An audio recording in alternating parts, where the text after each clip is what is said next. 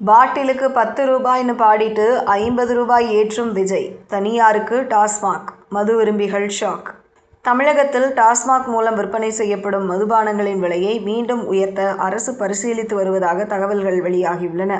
சாதாரண மற்றும் நடுத்தர ரக வெளிநாட்டு மதுபானங்கள், பீர் உள்ளிட்டவற்றின் விலையை 10 ரூபாய் முதல் 50 ரூபாய் வரை உயர்த்துவது குறித்து டாஸ்மாக் நிர்வாகம் ஆலோசனை நடத்தி வருவதாக கூறப்படுகிறது. இதனால் குடிமகன்கள் கலக்கமடைந்துள்ளனர்.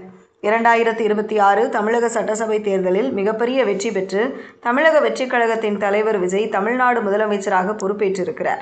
சட்டம் ஒழுங்கு, பெண்கள் பாதுகாப்பு, போதைப்பொருள் தடுப்பு ஆகிய துறைகளில் சிறப்பு கவனம் செலுத்தப்படும் என அவர் கூறியிருந்தார். சொன்னது போலவே டாஸ்மாக் விவகாரத்தில் விஜய் மிக கடுமையான நிலைப்பாட்டை எடுத்திருப்பதாக கூறப்படுகிறது. பள்ளிகள், வழிபாட்டு தலங்கள், கல்லூரிகள், பேருந்து நிலையங்களுக்கு 500 மீட்டர் சுற்றளவில் இருக்கும் 717 மதுக்கடைகளை மூட உத்தரவிட்டார். இது பெண்களுடைய பெரும் வரவேற்பை பெற்றது.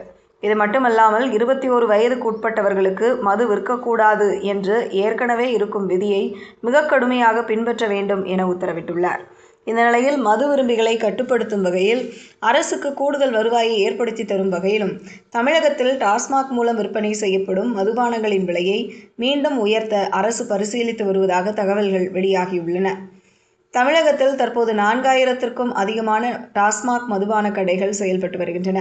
இந்த கடைகள் மூலம் தினமும் 150 கோடி ரூபாய் முதல் 200 கோடி ரூபாய்க்கும் அதிகமான வருவாய் அரசுக்கு கிடைத்து வருகிறது. இதுவே தீபாவளி, பொங்கல், கிறிஸ்துமஸ், புத்தாண்டு போன்ற விசேஷ தினங்கள் என்றால் இது 400 முதல் 500 கோடியாக கூட இருக்கும். இந்த நிலையில் டாஸ்மாக் கடைகளில் விற்பனை செய்யப்படும் சில வகை மதுபானங்களின் சில்லறை விலையை உயர்த்துவது குறித்து அதிகாரிகள் ஆலோசனை நடத்தியுள்ளதாக கூறப்படுகிறது.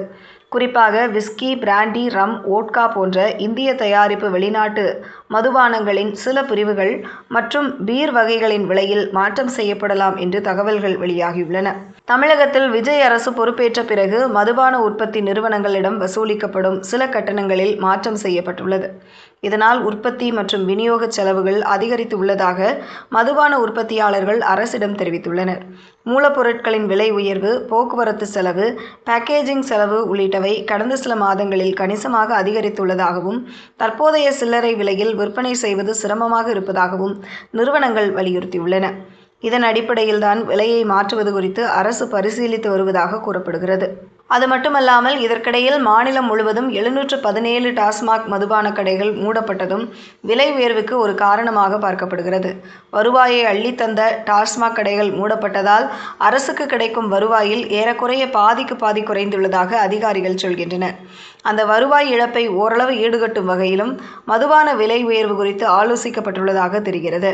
மேலும் மதுபான விலை உயர்வு மட்டுமின்றி பார் உரிமங்களை நீட்டிப்பது உள்ளிட்டவை குறித்து ஆலோசிக்கப்பட்டு வருவதாக தலைமைச் செயலக வட்டாரங்களில் கூறப்படுகிறது. மேலும் டாஸ்மாக் சில்லறை விற்பனையின் ஒரு பகுதியை தனியார் நிறுவனங்களிடம் ஒப்படைக்கும் சாத்தியக்கூறுகள் குறித்தும் விவாதிக்கப்பட்டதாக கூறப்படுகிறது. தமிழகத்தில் கடைசியாக கடந்த 2024 பிப்ரவரி 1ஆம் தேதி டாஸ்மாக் மதுபானங்களின் விலை உயர்த்தப்பட்டது. அப்போது பல்வேறு பிராண்டுகளின் விலையில் 10 ரூபாய் முதல் 80 ரூபாய் வரை உயர்வு செய்யப்பட்டிருந்தது குறிப்பிடத்தக்கது.